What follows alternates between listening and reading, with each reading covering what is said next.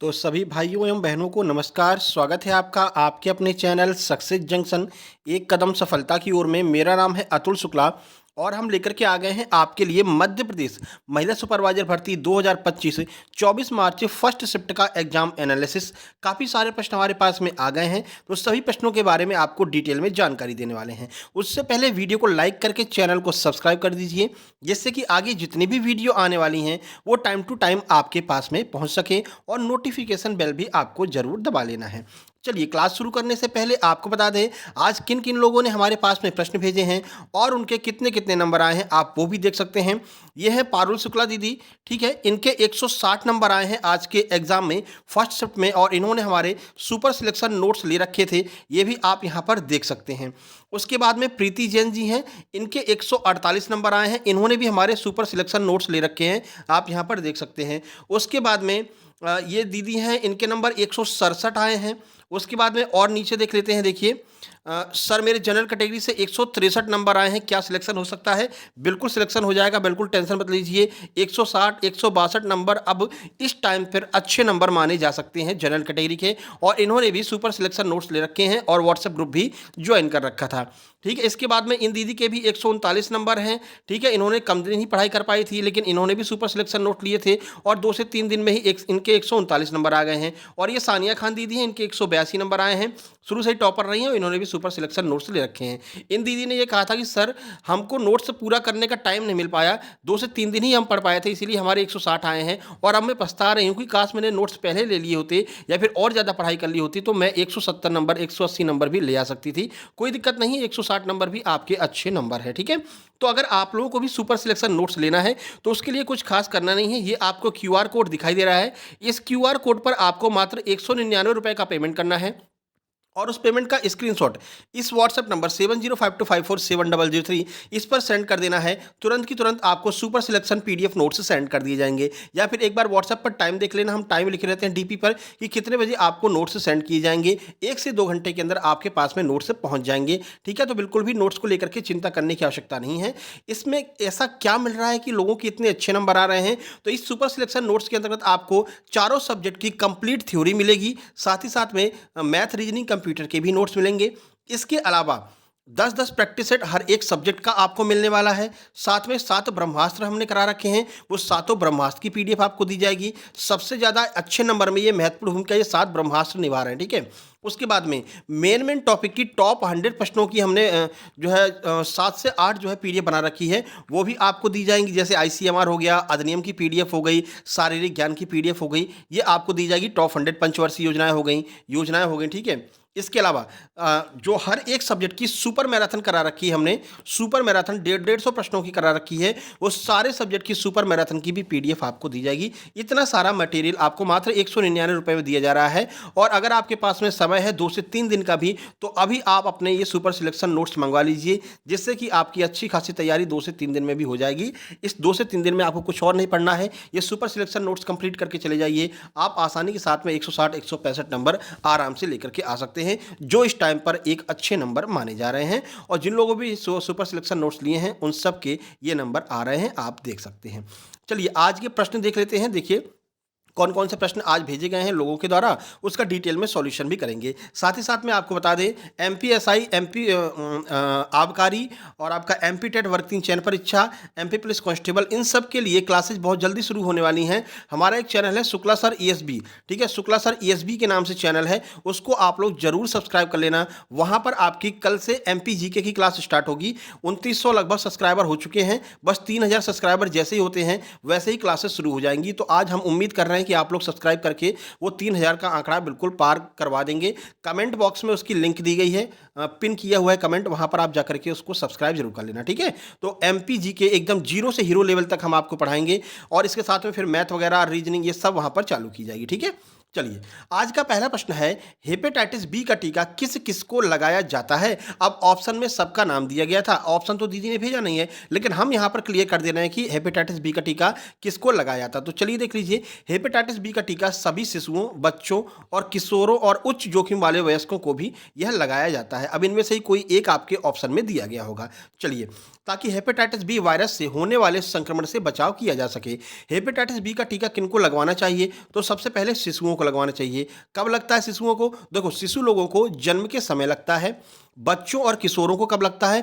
तो 19 वर्ष से कम आयु के बच्चे जिन्हें पहले टीका नहीं लगा है, वे लोग भी इसको लगवा सकते हैं। तो ये बच्चों और किशोरों के लिए हो गया। वहीं वयस्कों की बात करते हैं तो 19 से लेकर के 59 वर्ष तक के सभी वयस्कों को जिन्हें पहले टीका नहीं लगा है, उच्च जोखिम वाले जो वयस्क होते हैं, वो जो 60 वर्ष के होते हैं, उनसे अधिक आयु के जो लोग होते हैं, उनको यह टीका जरूर लगवाना चाहिए। ठीक है। बाकी अन्य जोखिम वाले व्यक्ति कौन कौन से होते हैं? मधुमेह से पीड़ित लोग, जिनको की है जो मतलब डायबिटीज होती है, वो लगवा सकते हैं। या अपनी जीवन शैली में, नौकरी वाली जीवन शैली में रहने वाले लोग, जो संक्रमण से ज़्यादा जो है कनेक्ट में रहते हैं, जैसे कि डॉक्टर्स हो गए, नर्सेज हो गई, इनको लगवाना चाहिए। ठीक है। अब ये टीका जरूरी क्यों है ये देख लीजिए, क्योंकि देखो आजकल क्या है कि घुमा फिरा करके प्रश्न पूछ रहे हैं। जितना डिटेल में आपने पढ़ रखा है वही आजकल फायदेमंद साबित हो रहा है। आज सुबह हमने समुदाय और संगठन की वीडियो बना करके डाल दी है, आप लोग देख लेना जा करके। समुदाय और संगठन को एकदम डिटेल में हमने समझाया है, आज सुबह ही वीडियो बनाई है, इससे पहले वाली वीडियो, वो जा करके देख लेना। ठीक है ना। चलिए, हेपेटाइटिस बी एक वायरल संक्रमण है जो आपके लीवर को प्रभावित करता है। किसको? लीवर को प्रभावित करता है। यह संक्रमण बीमारियों और संभावित रूप से मौत का कारण भी बन सकता है। इसकी वजह से कोई ना कोई बीमारी हो सकती है या फिर मौत भी हो सकती है। तो ये हेपेटाइटिस बी के बारे में आपको हमने संपूर्ण जानकारी दे दी है। चलिए, रोटा वायरस पूछा गया था, आज घुमा करके पूछा गया है रोटा वायरस किस तंत्र को नुकसान पहुंचाता है। उससे पहले आज का पहला प्रश्न, ये जो रोटा वायरस है इसकी वजह से कौन सी बीमारी होती है, वह आपको कमेंट बॉक्स में कमेंट करना है। या फिर ये समझ लीजिए कि रोटा वायरस वैक्सीन किस बीमारी से बचने के लिए लगाई जाती है। आज का पहला प्रश्न जिसे आपको कमेंट बॉक्स में कमेंट करना है। ठीक है।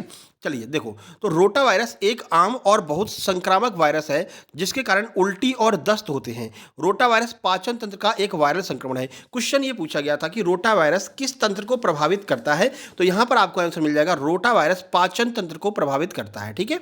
जिसमें गंभीर डिहाइड्रेशन हो सकता है, यानी शरीर का पूरा पानी बाहर निकल जाता है, जिसकी वजह से मौत तक हो सकती है। जब शरीर में पानी नहीं रहेगा, डिहाइड्रेशन हो जाएगा, तो फिर मौत तक हो सकती है। इससे बचाव के लिए ORS घोल दिया जाता है और पानी, तरल वस्तुएं, तरल जो पदार्थ होते हैं वो ज़्यादा से ज़्यादा पीने के लिए कहा जाता है। जैसे आपका ग्लूकोन डी वगैरह हो गया। ठीक है ना। विशिष्ट लक्षणों में बुखार, उल्टी और पानी वाले दस्त भी शामिल है। निदान जो है वो लक्षणों पर आधारित होता है, यानी किस तरह के लक्षण हैं। ज़्यादा दस्त हो रहे हैं तो फिर रोटा वायरस का वैक्सीन लगाया जाएगा। ठीक है। ये अन्य मतलब सारी चीज़ें उपाय में लाई जा सकती हैं। अगर थोड़े थोड़े दस्त हो रहे हैं तो उसमें क्या होता है, ORS का घोल दे दिया जाता है और थोड़ा पानी वगैरह, नमक पानी दे दिया जाता है, तो उससे आराम हो जाता है। ठीक है ना। तो ये रोटा वायरस हमारे पाचन तंत्र को प्रभावित करता है। आगे बढ़िए। खसरे के टीका पूछा गया था कि खसरे का टीका लगाने का उद्देश्य क्या है, आखिर हम खसरे का टीका लगाते क्यों हैं। तो आइए कंफर्म कर लेते हैं। देखिए, तो खसरा का टीका के लिए MMR वैक्सीन लगाई जाती है। पहली बात हो गई खसरा, कंठमाल और रुबेला टीका, या फिर MRV, खसरा, कंठमाल, रुबेला, वेरिसेला, ये जो है वैक्सीन लगाई जाती है। ये टीका लगवाया जाता है। ये टीके खसरे से बचाव के लिए सबसे असरदार है। तो खसरे से बचाव के लिए हम खसरे का टीका लगवाते हैं। खसरे का टीका लगवाने से इन सारी बीमारियों से बचा जा सकता है, खसरा से, कंठमाल से, रुबेला से। ठीक है ना। और वेरिसेला से भी जा सकता है। अब कमेंट बॉक्स में एक बार आपको फिर से कमेंट करना पड़ेगा कि खसरे का टीका कब लगवाया जाता है, कौन से महीने में लगवाया जाता है। आज का दूसरा प्रश्न है जिसे आपको कमेंट बॉक्स में कमेंट करना है। देखो, 3 प्रश्न हम डेली पूछते हो, कभी कभी ये 3 प्रश्न इतने ज़्यादा महत्वपूर्ण होते हैं कि 3 के 3 प्रश्न आपके एग्जाम में आ जाते हैं। ठीक है ना। तो कमेंट हर एक व्यक्ति को करना है। बेशक आप गूगल पर जाकर के सर्च करके करिए, लेकिन कमेंट जरूर कीजिएगा। चलिए, अगला प्रश्न आया था, विटामिन डी की कमी से कौन सा रोग हो सकता है। इससे पहले आपको बता दें, विटामिन की एक हम सीरीज हमने चालू की है। कहां पर?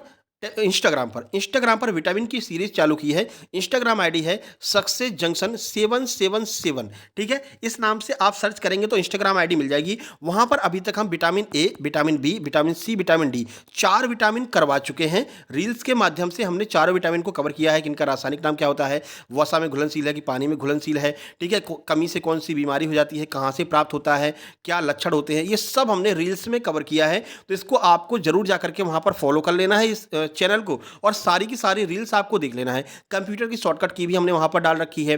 ठीक है। ग्रंथियों के बारे में वहां पर हमने जो है एक रील्स बना करके डाल रखी है, तो वो आपके लिए आगे भी काम में आएगी। सारे एग्जाम में वहां पर छोटे छोटे रील्स बना करके हम डालते रहते हैं। तो उसकी लिंक भी दी गई डिस्क्रिप्शन बॉक्स में, नहीं तो सर्च करके भी आप ज्वाइन कर सकते हैं। सिल्वर प्ले बटन वाला हमारा फोटो वहां पर लगा होगा और लगभग 1000 सब्सक्राइबर वहां पर होने वाले हैं। आप लोग सहायता कर देंगे तो हो जाएंगे।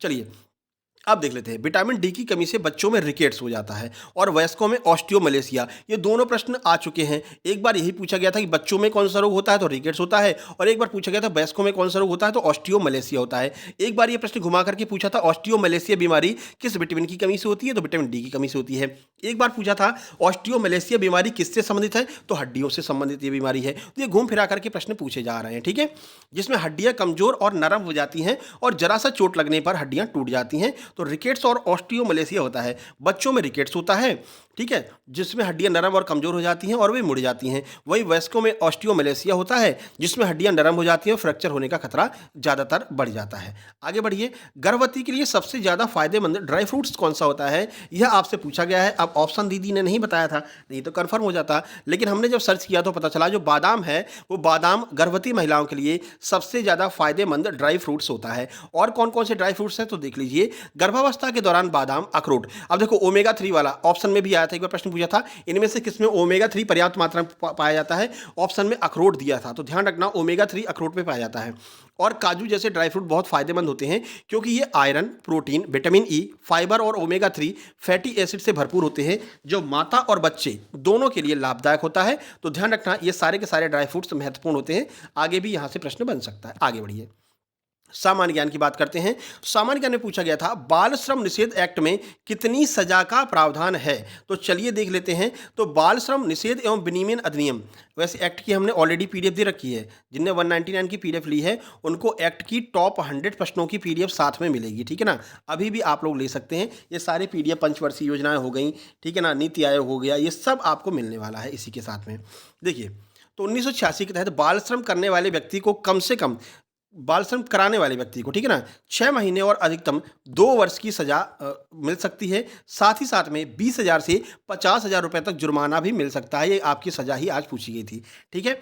अधिनियम का उद्देश्य क्या है, ये देख लीजिए। तो बाल श्रम निषेध अधिनियम का मुख्य उद्देश्य 14 वर्ष से कम, ये एज भी पूछी जा चुकी है, 14 वर्ष से कम उम्र के बच्चों को किसी भी प्रकार के काम पर रखने या काम करने से रोकने के लिए यह एक्ट बनाया गया है। यह आपको याद रखना है। आगे बढ़िए, अगला प्रश्न, टीटी का टीका कब लगवाया जाता है, यह आपसे पूछा गया था। तो चलिए टीटी के टीके के बारे में आपको जानकारी देते हैं। सबसे पहले शिशु और बच्चे को लगाया जाता है।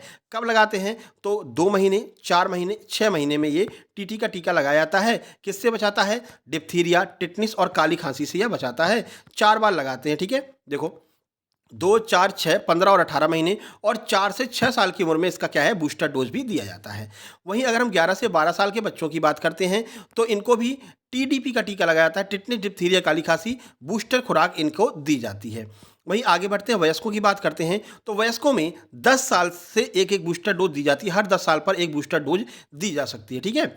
अब ये होता क्यों है, तो देखो, गहरा या गंदा घाव होने पर आखिरी टीका लगे 5 साल से अधिक हो जाने पर भी बूस्टर खुराक लगवानी चाहिए। यानी जैसे होता नहीं कि हमको जो है, मान लीजिए चोट लग गई किसी लोहे से, ठीक है, या फिर बहुत गहरा चोट लग, एक्सीडेंट वगैरह हो गया, तो ऐसी स्थिति में क्या होता है, टीटी का टीका सबसे पहले, टिटनिस, जाओ भैया टिटनिस का टीका लगवा लो, ठीक है ना। तो 5 साल के लिए आप बरी हो जाते हैं। 5 साल, एक बार अगर आपको लग गया तो 5 साल तक अगर चोट भी लगेगी तो कोई समस्या नहीं रहती है। अब बात करते हैं गर्भवती महिलाओं की, यहाँ से ज़्यादा प्रश्न बन रहे हैं। तो गर्भावस्था में 13वें सप्ताह के बाद और 39वें सप्ताह से पहले टीटी का टीका जरूर लगवा लेना चाहिए, 13वें से 39वें के बीच में। गर्भावस्था के दौरान टिटनिस का टीका किससे, तो माता को भी बचाता है और बच्चों को भी बचाता है, जो बच्चा पेट में होता है, ठीक है। तो 2 टीके गर्भावस्था के दौरान टिटनिस के लगाए जाते हैं, TT1, TT2, ठीक है। आगे बढ़ते हैं, गर्भावस्था के दौरान प्रति सप्ताह औसत वजन कितना बढ़ता है, तो चलिए देख लेते हैं। तो गर्भावस्था के दौरान सामान्य वजन वाली महिलाओं के लिए औसतन हर हफ्ते लगभग 0.5 से 1 किलोग्राम तक वजन जो है यहाँ पर बढ़ता है, यानी आधी किलो से लेकर के 1 किलोग्राम वजन बढ़ता है। वहीं पाउंड में पूछे तो 1 से 2 पाउंड वजन बढ़ना सामान्य होता है। खास करके दूसरी और तीसरी तिमाही में ये वजन तेजी से बढ़ता है। तो जो भी आपके ऑप्शन में दिया गया होगा वहाँ पर आप देख लेना, आधी किलो दिया है या फिर 1 किलो दिया है, ठीक है भैया। वीडियो पसंद आ रही हो तो वीडियो को लाइक जरूर कर देना, है ना। आगे बढ़ते हैं, देखो, अभी एक प्रश्न आपका बचा हुआ है, 2 ही पूछा है ना, तीसरा भी पूछेंगे अभी। गर्भावस्था के दौरान कौन सी तिमाही में बच्चों के सभी अंग पूरी तरह से बन जाते हैं, तो चलिए देख लेते हैं। और लोग पूछ लेते हैं तीसरा प्रश्न कि जब गर्भ में बच्चा होता है तो बच्चे का खाने पीने का और सांस वांस लेने का, ऑक्सीजन पहुंचाने का कार्य एक तंत्र के द्वारा किया जाता है या फिर एक अंग के द्वारा किया जाता है। बताइए इस अंग को क्या कहा जाता है, जो गर्भनाल के माध्यम से बच्चे से जुड़ा रहता है, इस अंग को हम क्या कहते हैं। आज का तीसरा प्रश्न है, जिसे आपको कमेंट बॉक्स में कमेंट कमेंट करना है। ये वही प्रश्न है जो बार बार आपके एग्जाम में पूछे जा रहे हैं, तो हमको याद रहता है तो हम बीच बीच में पूछ देते हैं।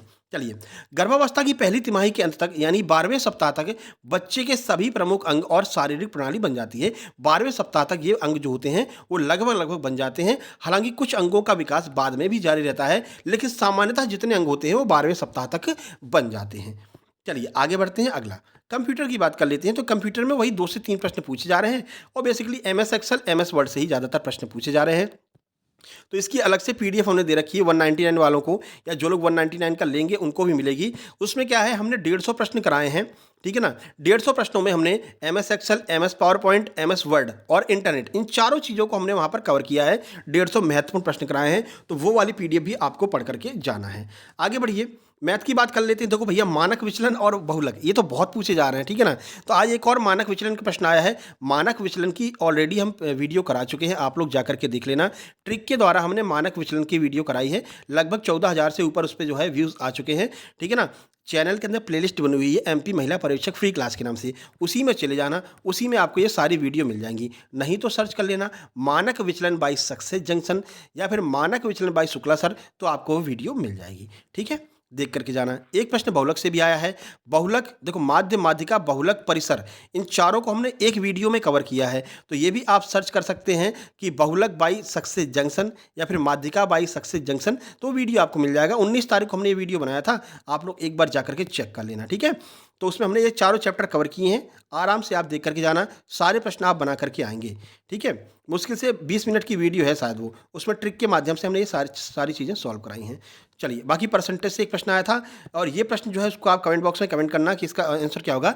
बड़ा सिंपल सा प्रश्न है। 5 लीटर जल में 25% नमक है और 75% जल है, तो उस मिश्रण में नमक की मात्रा कितनी है, ठीक है ना। अभी परसेंटेज में दे रखा है और लीटर में आपसे मात्रा पूछी है, तो बस 5 लीटर का 25% निकाल लेना, वही आपका आंसर हो जाएगा। अब आप बताना कि कितना निकल रहा है। सिंपल सा प्रश्न, अब इसको सॉल्व कराने में टाइम खराब करने की आवश्यकता नहीं, आप बना सकते हैं। चलिए, रीजनिंग की बात करते हैं। 4 क्वेश्चन रीजनिंग के आ रहे हैं, जिसमें क्यूब कटिंग से 2 प्रश्न आ रहे हैं। नया टॉपिक ऐड कर दिया है, जो क्यूब्स होते हैं ना, क्यूब्स, तो वो क्यूब्स से यहाँ पर प्रश्न ऐड कर दिए हैं। तो जल्दी ही हम क्यूब्स पर भी एक क्लास ले देंगे, ठीक है ना। हो सकता है कल ही ले दें कि इतना कलर कर दिया है, फिर इसको काटते हैं तो बताइए कितना रंगीन होगा, इसको बीच में से काट लिए बताइए कितने कोने बिना रंगीन होंगे। ऐसे प्रश्न आ रहे हैं, ठीक है ना। 2 प्रश्न यहाँ से आ रहे हैं। ऑड वन आउट आ रहा है, 4 चीज़ें आपको दे देंगी, 3 चीज़ें समान रहेगी, एक अलग रहेगी, वो एक वाली आपको बताना रहेगा। बाकी ब्लड रिलेशन और कोडिंग डिकोडिंग से भी एक एक प्रश्न पूछा जा रहा है। चलिए, CDP की बात कर लेते हैं। देखिए, चाइल्ड डेवलपमेंट की, तो यहाँ से प्रश्न बना है, 1 से 3 साल तक के बालक को फल खिलाने की सलाह क्यों दी जाती है। क्यों बालक को, 1 से 3 साल का जो बालक होता है उसे फल खाने के लिए दिए जाते हैं। तो चलिए देख लेते हैं। 1 से 3 साल तक के बच्चे को फल खिलाने की सलाह इसलिए दी जाती है क्योंकि फल बच्चों के विकास और स्वास्थ्य के लिए जरूरी पोषक तत्वों का एक अच्छा स्रोत होता है, जैसे कि विटामिन मिलता है, मिनरल मिलते हैं, फाइबर मिलते हैं, जो उसके शरीर को स्वस्थ रखने में मदद करते हैं। तो ये आपके ऑप्शन में दिया गया होगा कि बच्चे को क्या मिलता है। 1 से 3 साल के बच्चे को अगर हम फल खिलाते हैं, इन चारों में से कोई ना कोई ऑप्शन आपका दिया गया होगा, वही आपका आंसर हो जाएगा। आगे बढ़िए, अगला देख लेते हैं। किशोरी बालिका योजना पूछी गई है कि किशोरी बालिका योजना क्या है। तो देखो, प्रारंभिक बचपन में, अब ये तो ये कल वाला वो जो है इसमें लिखा रह गया है, ठीक है ना, इसको छोड़ दीजिए। हम बता देते हैं आपको किशोरी बालिका योजना क्या है। किशोरी बालिका योजना जो है वो ICDS के अंदर कवर की गई है, ठीक है ना। इसमें क्या होता है, जो किशोरियां होती हैं 18-19 साल तक की, जो किशोरियां 12 से लेकर के 18 साल तक की जो किशोरियां होती हैं, ICDS के अंदर उन पर ध्यान देने के लिए अलग से जो है एक्ट जोड़ा गया था। पहले ICDS केवल 6 माह के बच्चे और गर्भवती महिलाओं या फिर धात्री महिलाओं के लिए ICDS कार्य करता था। बाद में इसमें किशोरियों को भी ऐड कर दिया गया। तो यही जो किशोरी योजना जो है वो ICDS के अंदर ही कवर की जाती है। तो 19 साल तक की जो भी किशोरियां होती हैं, उनके ऊपर ध्यान केंद्रित करने के लिए यह किशोरी योजना चालू की गई थी, किशोरी बालिका योजना, ठीक है। ध्यान रखना, पहले ICDS में किशोरियों को नहीं ऐड किया गया था, बाद में ऐड किया गया है। चलिए, डिलीवरी के बाद किस वजह से डिप्रेशन हो सकता है। बहुत सारे लोग डिप्रेशन में आ जाते हैं डिलीवरी के बाद में, स्पेशली जब लड़की हो जाए तो और ज़्यादा डिप्रेशन में आ जाते हैं। और हमने कितनी बार कहा भैया, अगर अभी आप लिस्ट उठा करके देखो ना, MPPSC की लिस्ट आई है टॉपर्स की, शुरू की 5 जो टॉपर्स हैं वो महिलाएं हैं। UPSC की लिस्ट आई, शुरू की 5 से 6 टॉपर महिलाएं हैं, ठीक है ना। और आप UPPCS की उठा करके देख लीजिए, शुरू से 10 जो टॉपर हैं उनमें 9वें नंबर पर एक लड़का है, बाकी सारी महिलाएं हैं। तो भैया, महिलाओं को पैदा होने से या फिर लड़की पैदा होने से आपको समस्या क्या है। जहां पर आप देख रहे हैं सबसे ज़्यादा जो प्रोग्रेस कर रही हैं, वो लड़कियाँ कर रही हैं, तो भाई लड़कियों के पैदा होने से समस्या नहीं होनी चाहिए, ठीक है ना? तो ये तो सारी मतलब माताओं को भी समस्या हो जाती है। बताइए, आप खुद एक लेडीज़ हैं और आप खुद एक लड़की हैं, और अगर आपके घर पे लड़की ने जन्म ले लिया तो आपको समस्या क्यों हो जा रही है? ठीक है ना? तो ऐसा बिल्कुल भी नहीं होना चाहिए, ठीक है? तो ये तो डिप्रेशन का कोई मतलब ही नहीं होना चाहिए। चलिए, इसके अलावा क्या डिप्रेशन हो सकता है? देखो, तो डिलीवरी के बाद डिप्रेशन के संभावित कारण क्या होते हैं? देखिए, सबसे पहला है हार्मोनल परिवर्तन। गर्भावस्था के दौरान और बाद में हार्मोनल स्तर में बदलाव डिप्रेशन का कारण बन सकता है। क्या होता है? एससीजी हार्मोन जो है वो कम होने लगता है, ठीक है ना? देखो, एससीजी हार्मोन जब बढ़ता है, कब बढ़ता है? जब माता गर्भवती होती है, मतलब कि जब स्त्री गर्भवती होती है तो एससीजी हार्मोन का लेवल बढ़ता है। जैसे ही गर्भावस्था समाप्त होती है, डिलीवरी हो जाती है, तो एससीजी का स्तर कम होने लगता है। अब क्या होता है कि शरीर में पहले एससीजी ज़्यादा था, अब कम होगा। तो जैसे एससीजी बढ़ने से उल्टी वगैरह हो रही थी, वही एससीजी कम होने से हार्मोनल इफेक्ट की वजह से चिड़चिड़ापन होता है, ठीक है ना? डिप्रेशन होता है। तो ये हार्मोनल परिवर्तन भी इसका एक रीजन होता है। नींद नींद की कमी और थकान। अब देखो, बच्चा जब हो जाता है तो फिर वो सोने नहीं देता मम्मी लोगों को, है ना? छोटा सा बालक होता है, पूरे घर को परेशान करके रख देता है, ठीक है ना? ये सोने नहीं देगा, रात में रोएगा, जब तुम सो जाओगे तब ये रोएगा। रात को 12 बजे के बाद में 4 बजे तक नहीं सोएगा और दिन भर सोएगा, खुद सोएगा दिन भर और तुमको परेशान करेगा, ठीक है ना? तो नींद भी नहीं ले पाती हैं माताएं। इस वजह से भी डिलीवरी के बाद नींद की कमी और थकान की वजह से भी डिप्रेशन बन सकता है। बालक का फोटो बहुत मस्त बना था, ठीक है ना? बन ही गया अपने आप। चलिए, आर्थिक और सामाजिक दबाव भी होता है। डिलीवरी के बाद आर्थिक और सामाजिक दबाव भी डिप्रेशन का कारण बन सकता है। वही कि लड़की हो गई तो डिप्रेशन हो गया, ठीक है ना? या फिर खनिजों की कमी। कुछ अध्ययनों से पता चलता है कि विटामिन डी, आयरन और जिंक जैसे खनिजों की कमी से भी डिप्रेशन हो सकता है। इसीलिए जब डिलीवरी हो जाती है तो उसके बाद में आपको ये सारी चीज़ें, मिनरल्स वगैरह टाइम टू टाइम लेती रहनी चाहिए। चलिए, प्रबंधकीय कौशल की बात कर लेते हैं। तो भाई पैराग्राफ से वही 10 प्रश्न आ रहे हैं। पैराग्राफ को सॉल्व करने के लिए 2 वीडियो हमने बना रखा है। आप सर्च करेंगे paragraph trick bye Shukla sir या फिर paragraph trick bye success junction, तो आपको मिल जाएगा, ठीक है? अभी कुछ दिन पहले ही कराया था, 2 वीडियो बनाए थे, वो आप जरा सा देख करके जाना। चलिए, उसके बाद में 12वीं पंचवर्षीय योजना का उद्देश्य आपसे पूछ लिया था। कल पहली पंचवर्षीय योजना पूछी थी, आज 12वीं पूछ ली है, तो 12वीं कर लेते हैं, क्या दिक्कत है? 12वीं पंचवर्षीय योजना 2012 से 2017 तक का मुख्य उद्देश्य क्या है? तेज, अधिक समावेशी और सतत विकास, ये इसका मुख्य उद्देश्य था, जिसका अर्थ था कि विकास दर को तेज करना, सभी के लिए विकास को सुनिश्चित करना और पर्यावरण को ध्यान में रख करके आपको विकास करना है। ऐसा नहीं कि तुम विकास किए जा रहे हो और पर्यावरण को नष्ट किए जा रहे हो, तो ऐसा भी नहीं करना, ठीक है? तो पर्यावरण को ध्यान में रख करके, ये लो भैया पेड़ बना देते हैं, ठीक है? ये बन गया पेड़, ये बन गए पक्षी, पक्षी उड़ रहे हैं, ये सूरज बन गया, ठीक है ना? तो क्या होता है कि पर्यावरण को ध्यान में रख करके आपको काम करना था, ठीक है? पेड़ वगैरह नहीं काटने थे। तो इस तरह से जो है 12वीं पंचवर्षीय योजना में मुख्य फोकस किया गया था कि विकास तो हमको करना है, लेकिन पर्यावरण को क्षति न पहुंचे, इस तरह से विकास करना है। योजना कब से कब तक? 2012 से 2017 तक चली थी। चलिए, उसके बाद मोबाइल कम्युनिकेशन से आपका इसमें एक प्रश्न पूछ लिया कि एसएमएस का कार्य क्या होता है। तो देख लेते हैं। एसएमएस, जिसे शॉर्ट मैसेज सर्विस भी कहते हैं, एक टेक्स्ट मैसेजिंग सेवा है जो मोबाइल उपकरणों के बीच छोटे पाठ्य संदेशों के आदान प्रदान की सुविधा प्रदान करती है। तो जानते हैं एसएमएस के बारे में, आपको क्या ही बताना। खूब एसएमएस किए होंगे, अब नहीं करते, अब तो व्हाट्सएप चालू हो गया, ठीक है? तो इसका कार्य क्या रहता है? टेक्स्ट मैसेजिंग रहता है। एसएमएस का प्राथमिक कार्य मोबाइल उपकरणों के बीच टेक्स्ट मैसेज को भेजना रहता है। चलिए, उसके बाद औपचारिक संगठन से प्रश्न पूछा गया है, इसको समझ लो। औपचारिक संगठन, वैसे आज हमने सुबह कराया है, समुदाय संगठन करा रखा है, फिर भी देख लीजिए औपचारिक संगठन क्या होता है। औपचारिक संगठन का अर्थ है कि ऐसा संगठन जिसमें सभी नियम, कायदे, कानून होते हैं, वो सारी चीज़ें औपचारिक संगठन के अंतर्गत आती हैं। जैसे कि आपका स्कूल हो गया, जैसे कि आपके ऑफिसेज हो गए, बैंक हो गया, इन सब में क्या रहता है? एक टाइम फिक्स रहता है कि इस टाइम पर तुम स्कूल आओगे, ये ड्रेस पहन करके आओगे, ये जूते होने चाहिए, नाखून कटे होने चाहिए, ठीक है? वही ऑफिस की बात करते हैं तो 9 से 6 तुम्हारा ऑफिस रहेगा, इस टाइम पर लंच होगा, तो सारी चीज़ें, ये ड्रेस कोड होगा, तो सारी चीज़ें फिक्स रहती हैं। वहाँ पर नियम, कायदे, कानून बने रहते हैं। तो जहाँ पर भी आपको नियम, कायदे, कानून वाली बात देखने को मिले, तुरंत समझ लीजिए कि वो औपचारिक संगठन से संबंधित है। या फिर कोई भी ऑप्शन ऐसा मिल जाए जहाँ पर औपचारिक संगठन लिखा है और नियम, कायदे, कानून की बात की गई है, तो वही इसका आंसर हो जाएगा। इसके जस्ट विपरीत अनौपचारिक संगठन होता है, जिसमें कोई नियम, कायदा, कानून नहीं होता है। जैसे आपके दोस्तों का समूह हो गया, आप कैसे भी अपने दोस्त को बुला सकते हैं, अभी इधर आ जा, अभी नहीं आएगा तो कान के नीचे लगा दूंगा, अभी पड़ जाएगा तेरे कान के नीचे, तो कैसे भी आप बोल सकते हैं। कोई नियम, कायदा, कानून, कोई भाषा वगैरह नहीं होती है। ये क्या होता है? अनौपचारिक संगठन होते हैं, जैसे परिवार हो गया, जैसे आपके दोस्तों का समूह हो गया, ठीक है ना? तो ये अनौपचारिक संगठन के अंतर्गत आता है, ठीक है? बाकी इसमें ज़्यादातर प्रश्न जो है वो आपके दिमागी समझ पर पूछे जा रहे हैं। 90% जो प्रश्न मैनेजमेंट के हैं वो आपके दिमागी समझ पर पूछे जा रहे हैं। 4 ऑप्शन रहेंगे, 3 ऑप्शन नेगेटिव रहेंगे, एक ऑप्शन आपका पॉजिटिव सेंस दे रहा होगा, पॉजिटिव सेंस वाला ही आपका आंसर होगा। आपको ही मान लीजिए आंगनबाड़ी कार्यकर्ता बना देंगे, आपको ही महिला पर्यवेक्षक बना देंगे। फिर प्रश्न पूछेंगे कि आपके ऑफिस में ये समस्या हो रही है, आप एक नेता हैं, बताइए कैसे सॉल्व करेंगी। तो ऐसे प्रश्न वहाँ पर आ रहे हैं, तो एक भी बिल्कुल भी आपको टेंशन नहीं लेना है, ये सारे प्रश्न आप आसानी से सॉल्व कर सकते हैं। हमने आपको बहुत अच्छे से पढ़ा रखा है, प्लेलिस्ट पूरी देख करके जाइएगा, ठीक है। बाकी हमारा फेसबुक पेज है सक्सेस जंक्शन के नाम से, वहाँ पर छोटे छोटे आर्टिकल्स हम डालते रहते हैं। 1.8 के सब्सक्राइबर हैं, आप लोग जा करके उसको जरूर सब्सक्राइब कर लेना। छोटे छोटे आर्टिकल जैसे डिप्थीरिया हो गया, विटामिन हो गया, ठीक है ना, एड्स हो गया, इनके ऊपर छोटे छोटे आर्टिकल्स बना करके हम डाल देते हैं, और आगे जितने भी एग्जाम आने वाले हैं उन सब में हम ये आर्टिकल डालते रहेंगे। उसको भी आपको सर्च करके ज्वाइन कर लेना है। वैसे नीचे डिस्क्रिप्शन बॉक्स में सबकी लिंक दी गई है, आप लोग वहाँ पर जा करके ज्वाइन कर सकते हैं। व्हाट्सएप ग्रुप पर भी लिंक दी गई है। बाकी आपको पता ही है, शुक्ला सर ESB के नाम से हमारा चैनल है। ESB जो आपकी ESB बॉडी है उसका लोगो लगा हुआ ESB का, ठीक है। 2900 के लगभग सब्सक्राइबर हैं, 2.9 के होंगे, जल्दी से 3 के करवा दीजिए, 3000 जैसे ही होंगे तुरंत क्लासेज उस पर चालू हो जाएंगी। MPGK से हम एकदम शुरुआत करेंगे, 0 से हीरो लेवल तक पढ़ाएंगे आपको, ठीक है। चलिए फिर मिलते हैं नेक्स्ट वीडियो में शाम को 9 बजे सेकंड शिफ्ट के एग्जाम एनालिसिस में। आपका आगे अगर एग्जाम हो तो अपने प्रश्नों को इस नंबर पर जरूर से जरूर शेयर कीजिएगा। तब तक के लिए नमस्कार, धन्यवाद।